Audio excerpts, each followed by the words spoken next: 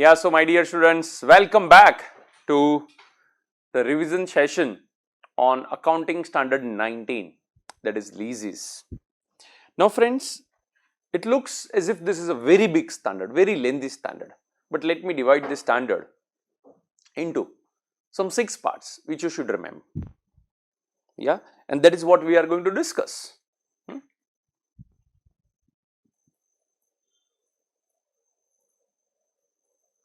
Accounting for leases. The first is nothing but identification of lease.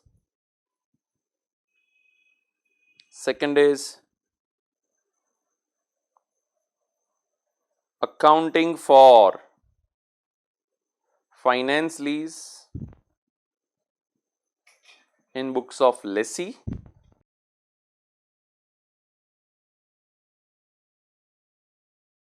Accounting for finance lease in books of lessor. Thereafterwards, accounting for operating lease in books of lessee.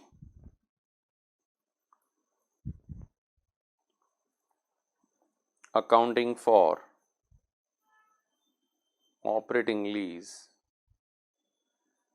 in books of lessor, and the last part, sale and lease back.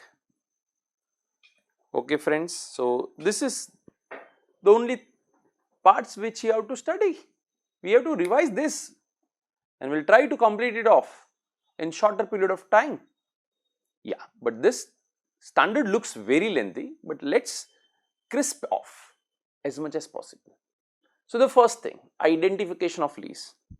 So my dear students, first of all, we have to understand that a lease is a contract between two parties, lessor and lessee, and the contract says that lessor gives the asset to the lessee for some specific period of time against which the lessee is supposed to make payments. So this is all about lease, friends.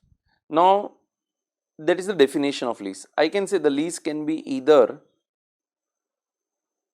operating lease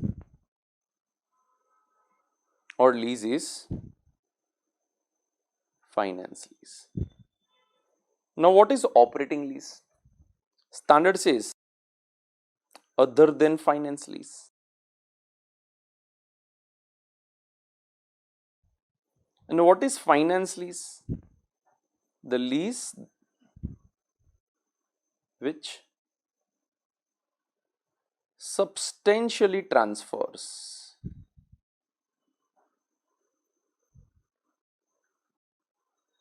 risk and reward incidental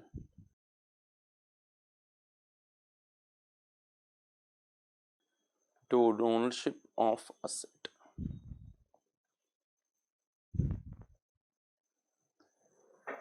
The lease which substantially transfers risk and reward incidental to the ownership of the asset is referred as finance lease. Definition wise, you will say, okay sir, finance lease, the risk will get transferred. Yes my dear, very simple. Now how to identify whether the risk is transferred or it is not transferred? For that, there are 5 conditions. If you fulfill any of those 5 conditions, then it is finance lease. Any of the conditions. I hope you remember those 5 conditions. Let us revise them. Yeah. Conditions for identifying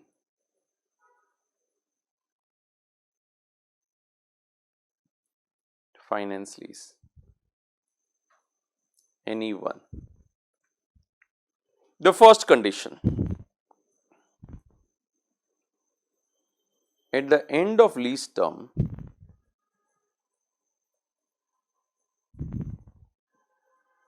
the ownership of the asset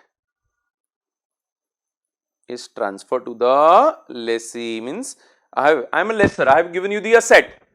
Now what will happen, friends? You will become the owner of the asset. When? At the end of the lease term.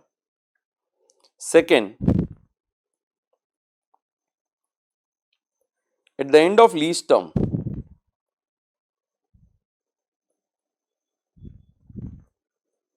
the lessee has an right to purchase the asset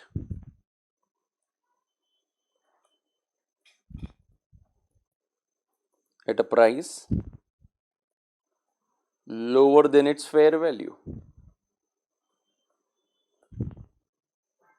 Third, the lease term covers majority of economic life of asset. How much majority? Generally considered as 75%. There is no yardstick, but if the lease term is 75% of economic life of the asset, then we say it is nothing but finance lease.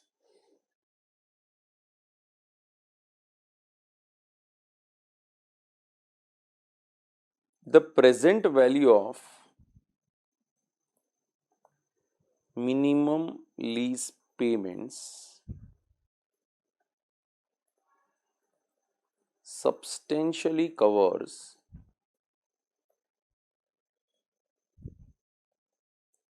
fair value of the asset. The present value of minimum lease payment substantially covers fair value of the asset. Now, I mean to say the present value of MLP, minimum lease payment, I will say MLP, divided by fair value into 100. Friends, it should substantially covers, means somewhere around 90%.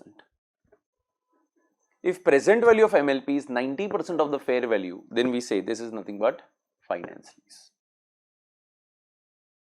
Now, what is MLP?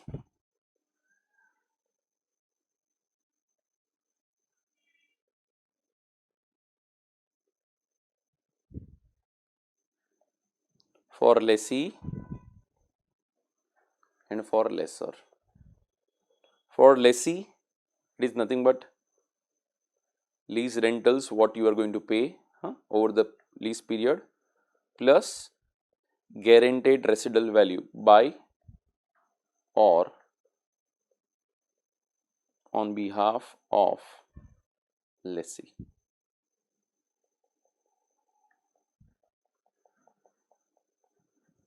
This is nothing but minimum lease payments. Lease rentals plus guaranteed residual value by or on behalf of lessee. Either the lessee is going to pay or on the behalf of lessee somebody has given the guarantee. This is GRV, guaranteed residual value. This total is referred as MLP. Now friends, what is MLP from the standpoint of lessor? Same lease rentals what you are going to receive from the lessee plus guaranteed residual value by or on behalf of lessee or guaranteed residual value by a third party. Out of these two, whichever is higher.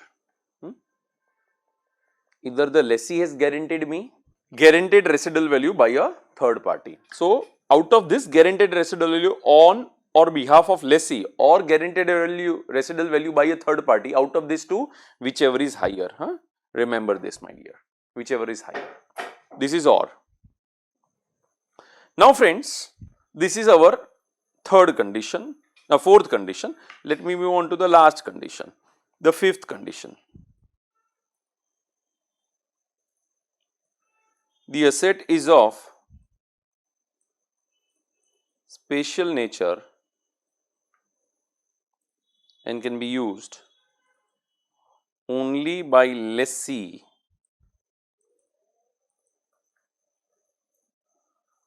with some modifications. Okay. So, it means that the lessor has exclusively made the asset for the lessee. The asset is of special nature and can be used only by lessee with some modifications. Then we say it is nothing but finance lease. Now friends, out of these 5 conditions, any one conditions have to be fulfilled. Any one condition. Then we say it is lease is a finance lease. Now this is my first part. Let us now move on to the second part of our discussion, and that is how should I account for a finance lease? Accounting for finance lease in books of lessee. So what are we supposed to do in the books of lessee? Remember 3 things. The first, recognize fixed asset and lease liability at present value of MLP or fair value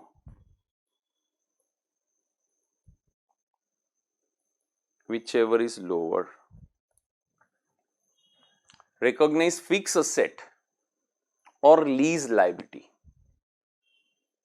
Either you show fixed asset, both, as well as lease liability at present value of MLP or fair value, whichever is lower. The first.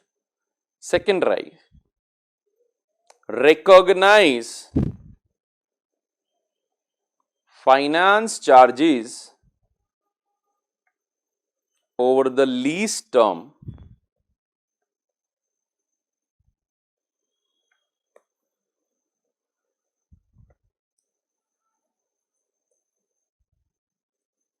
in such a manner that a constant rate of interest is reflected. And friends, the third, recognize depreciation. These are the 3 things which you have to do in the books of lessee. 3 things: asset and liability at present value of MLP or fair value, whichever is lower. Second, finance charges, interest over the lease term in such a manner that the constant rate of interest is reflected, and recognize depreciation. My dear students, if you remember, in classwork you would have come across question number 1 and 2. Yeah, here lease liability, it's nothing but you have to show asset as well as lease liability, and here the books of lessee as well as lessor was done. So these 2 questions were basically with respect to how should we account in the books of lessee. Yeah, these 3 things. Now my dear students, I should go on to the next part. What is the next part? Accounting for finance lease in books of lessor. Yeah, here you have to refer question number 1 and 2, classwork. Sums have been done. Accounting for finance lease in the books of lessor. What are we supposed to do in the books of lessor? Number 1, recognize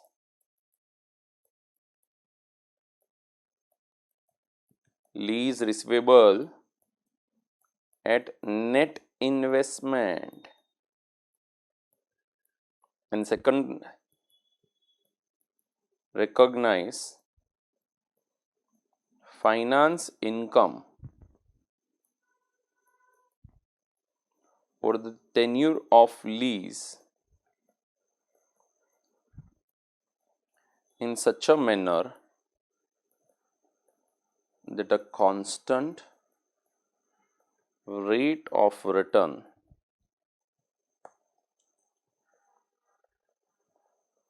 is reflected.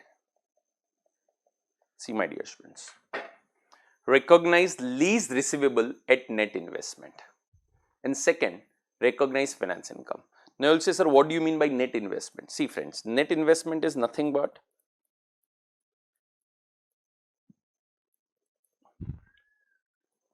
present value of gross investment. You can also say fair value of the asset.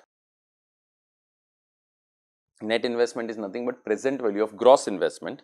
So now what is gross investment? Net investment is nothing but present value of gross investment. So what is gross investment? My dear students, it is nothing but MLP from standpoint of lessor plus unguaranteed residual value. I will refer it as UGRV. So gross investment is nothing but MLP from the standpoint of lessor. If you remember in the beginning we did, what is MLP from the standpoint of lessor? Nothing but lease rental plus guaranteed residual value by or on behalf of lessee, or guaranteed residual value by a third party, whichever is higher. So that is nothing but MLP from the standpoint of lessor plus unguaranteed residual value. And we have to discount this gross investment. So we discount this gross investment, what we get is nothing but net investment. My dear students, this is what you did in question number 2 of our JKC textbook classwork problem. Now friends, unguaranteed residual value is nothing but, I can say, I have total residual value. Total residual value is nothing but guaranteed residual value plus unguaranteed residual value. So the residual value which I expect, the lessor expects a residual value. How much of residual value is guaranteed and how much is unguaranteed? Remaining part is unguaranteed residual value. So if my total residual value is 10, somebody has given me a guarantee of 7, which means my unguaranteed residual value is 3. I hope you remember in question number 2, we did this stuff only. So friends, books of lessor, what are we supposed to do? Recognize lease receivable at net investment. Number 2, recognize finance income over the tenure of lease in such a manner that a constant rate of return is reflected. Recognize lease receivable at net investment. Net investment is nothing but present value of gross investment. And what is gross investment? Nothing but MLP from the standpoint of lessor plus unguaranteed residual value. Unguaranteed residual value is nothing but total residual value. You will find in the book it is written as expected residual value. One and the same. Expected residual value is nothing but total residual value. That is nothing but GRV, of course, by lessee or on behalf of lessee or by third party plus unguaranteed. So friends, this is what it's all about, the books of lessor. Let me move on to point number 3 and 4, which you have to remember for your exam. Accounting for operating lease in books of lessee. See my dear students, this is revision sessions. I hope this is not substitute of our main lectures. Of course, you have done the concept, I am just highlighting those concepts so it gets revised before your exams. So please don't consider this to be substitute of our main lectures, because the lease accounting standard we do in somewhere around 7 to 8 hours. We have to cut short because before exams we just need to remember what is to be done. Yeah, but that does not mean if you have not studied for any point of time, you have not attended the lecture or you have not seen the video, then you can't say this can replace it. I am sorry my dear students, that will not replace. Yeah.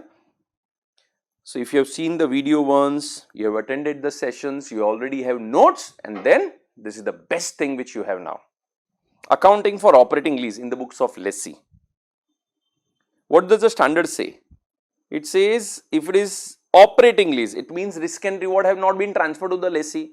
So it says recognize lease rental expense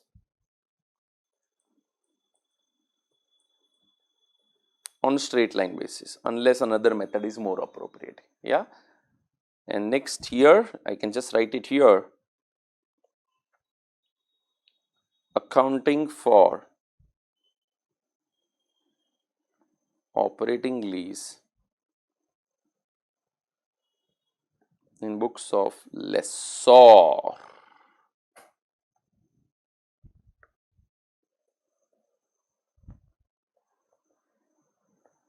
Recognize lease rental income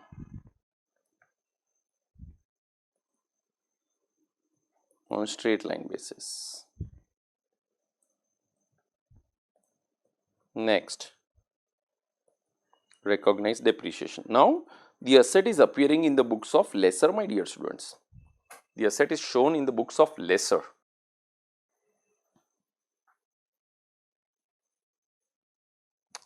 Four and five, not that much important. I do have one exam questions which I will be solving with you. So, do not worry with respect to 4 and 5, it is a very simple. You are paying rentals. So, that rentals is an expense. No asset, no liability is to be shown in the books of lessee. In the books of lessor, you have an asset which you have given on rent. So, you are receiving rental income. So, recognize that rental income, and of course, my friends, we have to show depreciation because asset is there in the books of lessor.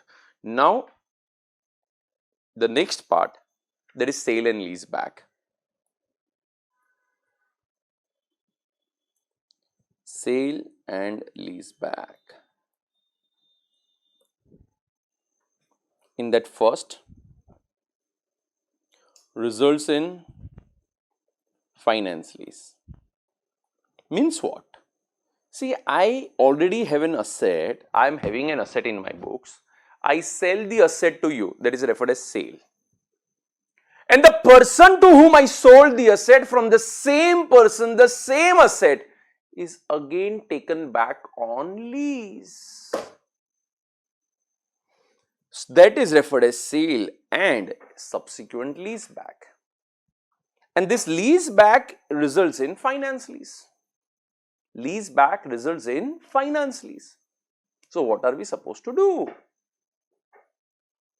From the viewpoint of the lessee, the person who is taking the asset again on lease, what should that person do? I am not talking from the lessor as of now, only lessee. I am lessee or seller of the asset. I sold the asset, and the person to whom I sold the asset, from the same person I am taking the same asset on lease. So, what is the accounting treatment to be done by me?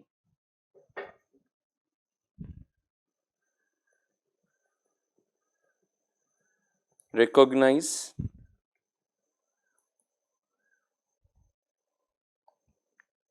sale. I sold the asset, so recognize sale. Recognize finance lease because I have again taken back on lease, but only one point is to be remembered, and that is profit or loss on sale is not to be transferred to profit and loss account immediately, but it is to be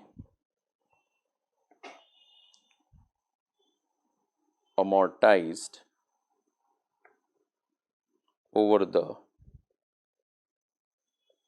tenure of lease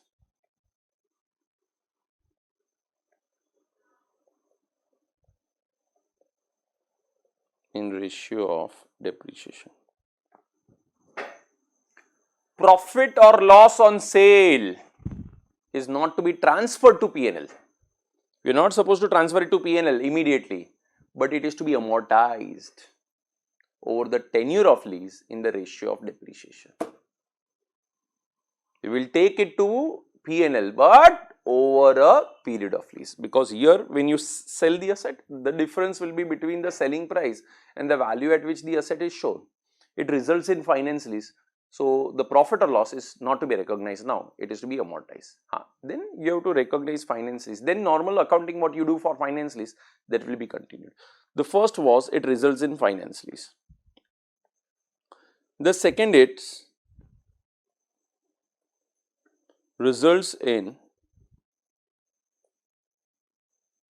operating lease. Now, if it results in operating lease, so of course, my friends, we will say recognize sale, and there is no accounting to be done at the inception of operating lease. We just when we pay the rentals, we have to recognize the expense. This is what accounting is then for operating lease. Hence, I am not writing here. How did I write? What did I write? I mean to say recognize finance lease, because when you take up an asset on finance lease, we recognize asset as well as a liability. But in operating lease, we don't show the asset or liability. In operating lease, what do we say? Only expense is shown. Yeah. So, recognize sale only. Now you will say, sir, what about profit or loss? What is to be done? Profit or loss? That question will come. My friends, standard says profit or loss on sale is to be recognized to profit or loss account subject to following conditions. Now, what are the conditions? What are the conditions? See friends, number 1,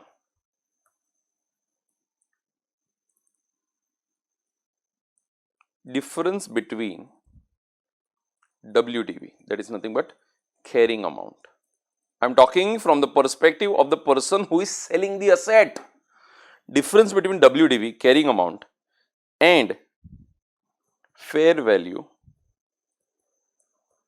to be recognized as profit or loss and transferred to P&L.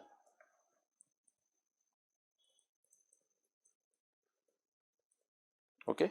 So, whatever is your difference between WDV and the fair value, whether it is fair value is more or fair value is less, profit or loss as the case may be, that difference will go to P&L immediately. Second point is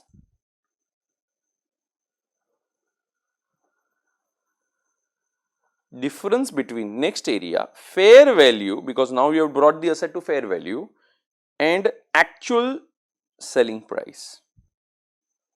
Don't you think normally the selling price and fair value should be same, but if it differs, then what to do?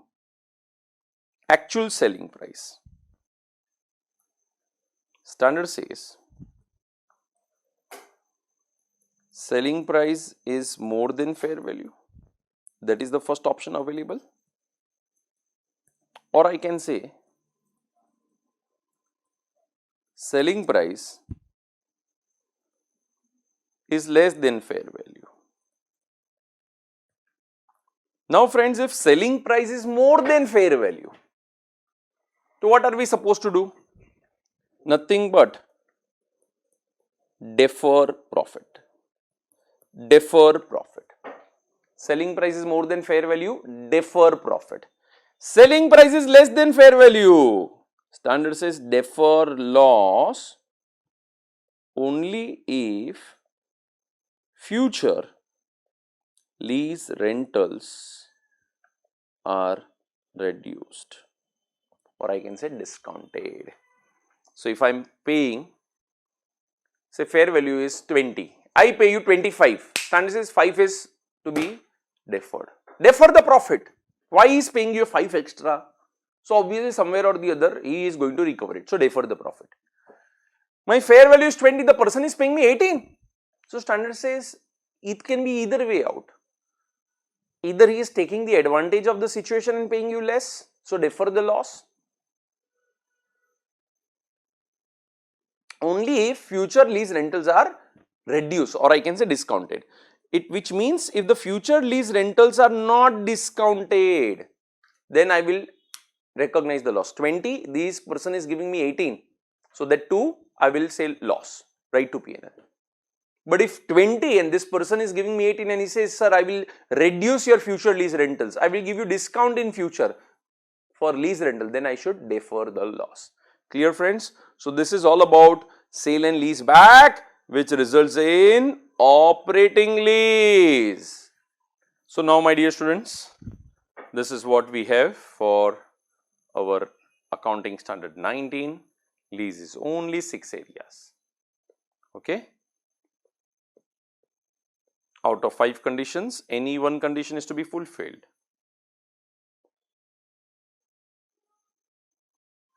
Thereafterwards, accounting for finance lease in the books of lessee and lessor,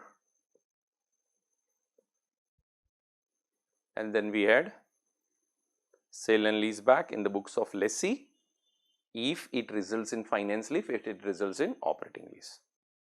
Now friends, some questions are there, they are already solved. Of course, class work questions, as you know, you have already done it in the class, so it will not serve any purpose. Let me move on to some past exam question whose solution is already there, but we can obviously discuss it off. Before that, let me complete off one question, question number 9, which is identifying whether the lease is finance lease or not. The expected useful life is 6 years and it is leased for 4 years. Both the cost and the fair value of the machine are rupees 7 lakhs. The amount will be paid in 4 equal installments, and at the termination of lease, lessor will get back the machinery. The unguaranteed residual value at the end of 4th year is 70,000. The IRR of the investment is 10%. The present value of annuity factor of rupees 1 due at the end of 4th year of at 10%, IRR is 3.169. The present value of rupees 1 due at the end of 4th year at 10% interest is 0.683. State with reasons whether the lease is a finance lease or not.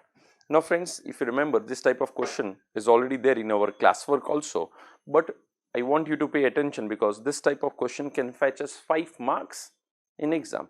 Now what here we have to do is nothing but we have to find out whether the lease is finance lease or not. So for that there are 5 conditions, but out of those 5 conditions, my dear students, if you look properly, the third condition, that is the useful life is 6 years and the lease period is 4 years, it is 66%. So if it is 66%, we require 75%. If you remember, the lease term covers majority of the economic life, that is nothing but 75%. So we need not go for that part, but present value of MLP substantially covers fair value of the asset. So we can find out what is present value of MLP. Friends, nothing but present value of MLP is fair value minus present value of guaranteed residual value. Because if you look properly here, say 1, 2, 3, 4, 5 and say 5, what is going to happen is there is some outflows, or I can say from the lesser perspective there is some inflow wherein you have MLP, MLP, MLP, MLP, MLP, and say the last is say UGRV. You will be discounting it off and then you will be getting the present value. Now this total of inflow is nothing but my gross investment, and I am discounting my gross investment. So whatever I get here,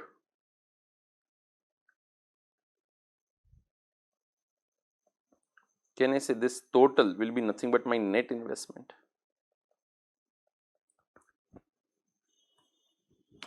Here if you read the question, my dear students, what have they given? They have not given us the lease rentals. What they have given is only one area, and that is nothing but unguaranteed residual value is 70,000. So what we can do is, if you remember in the formula only I wrote net investment is equal to fair value, the beginning part.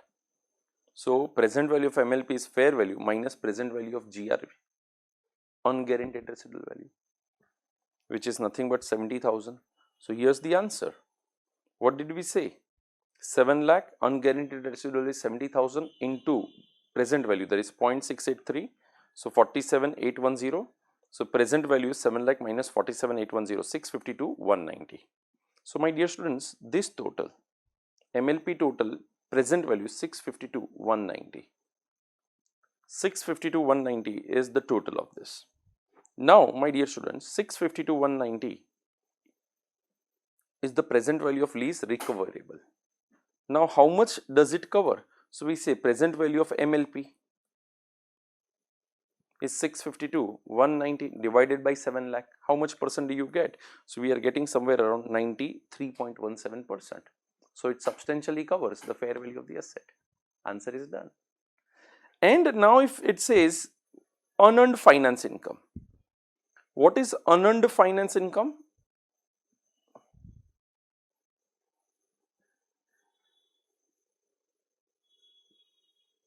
Gross investment minus net investment.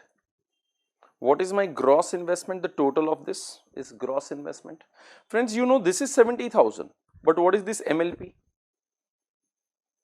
Sir, I know present value of MLP 652 190 divided by annuity factor. Can I say I will get MLP per annum? So this is what we have done. 652 190 divided by the annuity factor. So it is nothing but 2,05,803 is MLP per annum. Multiply by 4 because 4 years are the lease tenure. So 2,05,803 into 4 plus 70,000. I got the whole gross investment, which is 893,212 minus 7 lakh, 1,93,212.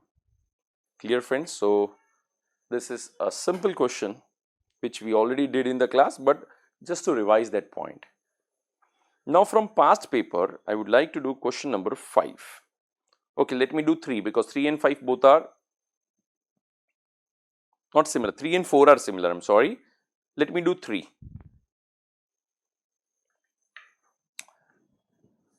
A Limited sold a JCB having WDV of 20 lakhs to B Limited for 24 lakhs. And the same JCB was leased back by B Limited to A Limited. The lease is operating lease in context of accounting standard 19 leases. Explain the accounting treatment for profit and loss in the books of A Limited if sale price of rupees 24 lakhs is equal to fair value. Fair value is 20, sale price is 24, fair value is 22, sale price is 25, fair value is 25, sale price is 18, fair value is 18 and sale price is 19. Now friends, see, let me make it very simple. The first is nothing but carrying amount. What is carrying amount?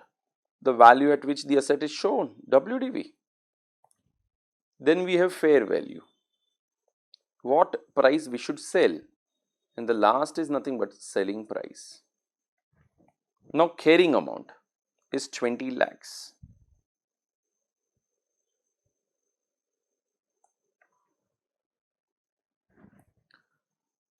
$24 lakhs we are selling it off. Selling price is 24, which is equal to fair value. So fair value is 24, selling price is 24. If you remember, two parts. Difference between carrying amount and fair value, what should we say? So recognize the profit.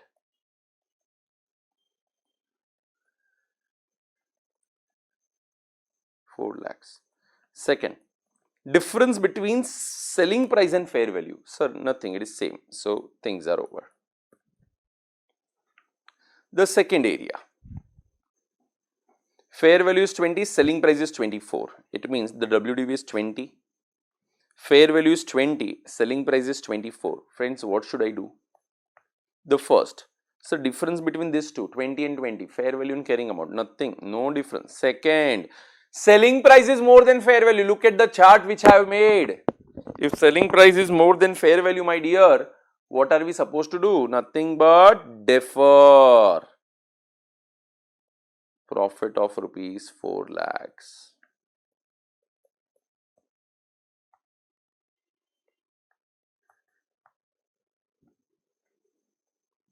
Fair value is 22, selling price is 25. So my WDV is 20, fair value is 22, this is 25. Yes friends, what should I do? Very simple. First, difference between the WDV and the fair value, nothing but recognize profit because it is genuine.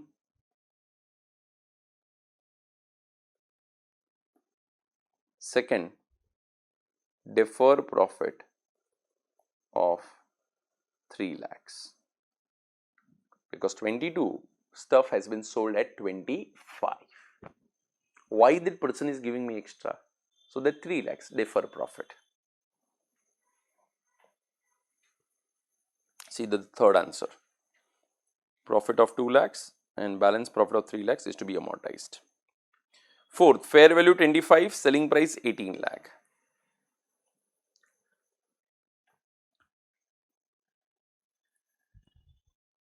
Now here friends, what can happen?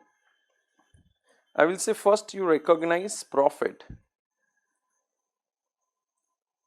of 5 lakhs and second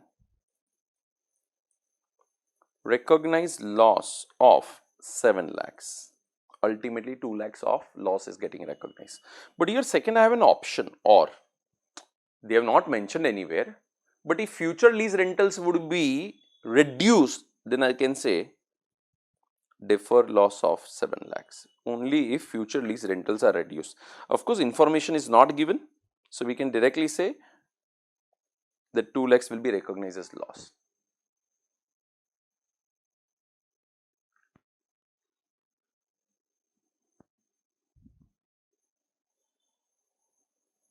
The last, fair value is 18, selling price is 19.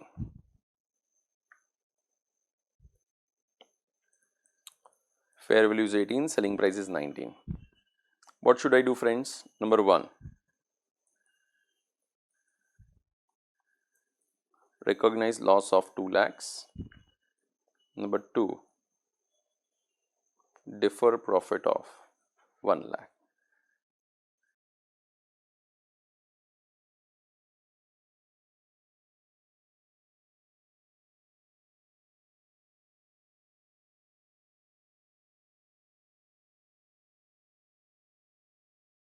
Done?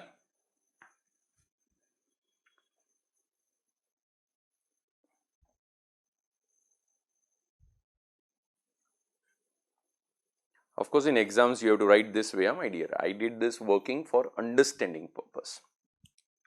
Now coming on to question number 5.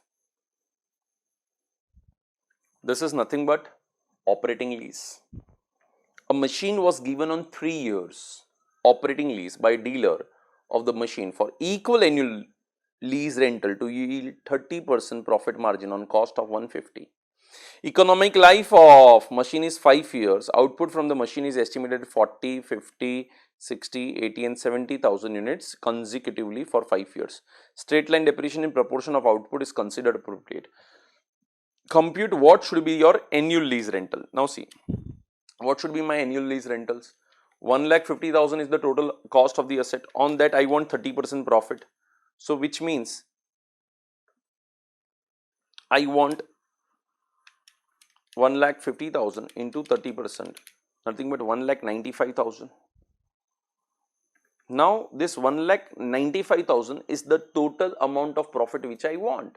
But my dear students, if I am giving you the asset on 3 years lease, can I charge you 195,000 for all the 3 years? Obviously I have to charge it based on 5 years. But you can't say 3 by 5 you do. No. Why? Because output, it is 40, 50 and 60. So this is the output which I am going to get. And 80 and 70 is the output somebody else will get. So I will be charging you based on the output, that is 1,95,000 into what is my total, 40 plus 50 plus 60, that is 1,50,000 divided by my total output of 3 lakhs, which gives me 97,500 for 3 years divided by 3. So annual lease rental is 32,500. Now this 97,500 should be recognized on straight line basis logically. But don't you think this is more appropriate? It should be based on the ratio of the output, that is 4:5:6. So 97,500 should be recognized in the ratio of 4:5:6, that is 26, 32,500, 39,000. And depreciation. So you have purchased the asset for 1,50,000. Now don't you think this depreciation should be allocated over the 5 years in proportion of the output, which is more logical. Of course, your question clearly says straight line depreciation in proportion of output is considered appropriate. So you will take straight line only, no, in proportion of output.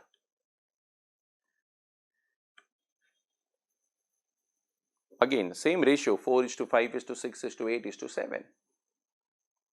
Okay friends, so this is nothing but with respect to operating lease, small question. Now this question obviously is to be based on the ICI solution. Fair value is 65, lease term is 5 years, 10 lakh per annum, 1.4, 2.3 and 10%. So don't think in this way that from this fair value I will deduct this. What we have to do is nothing but the lease rentals as well as guaranteed residual value and unguaranteed residual value, that is expected residual value is 2.3, difference between these two is unguaranteed. We have to discount it at 10%. Don't think in this way that sir what we can do is nothing but 10 lakhs into 5 plus 2.3, that is my guaranteed total amount. Between that difference fair value and 65, 52.3 and 65 difference is unearned finance income. No friends, don't do that way. Yeah, go with the ICI way where we will discount each and every stuff. Okay, so 10 lakh is discounted, GRV is discounted, UGRV is discounted. So what I got is nothing but 39 lakh 32,830. We have to discount each of them. This is the stuff we got. And unearned finance income will be what? What will be my unearned finance income? Gross investment, which is 5230, minus net investment, which is 39, 32, 830. Not net investment, but we have discounted. So unearned finance income is this 1297, 170.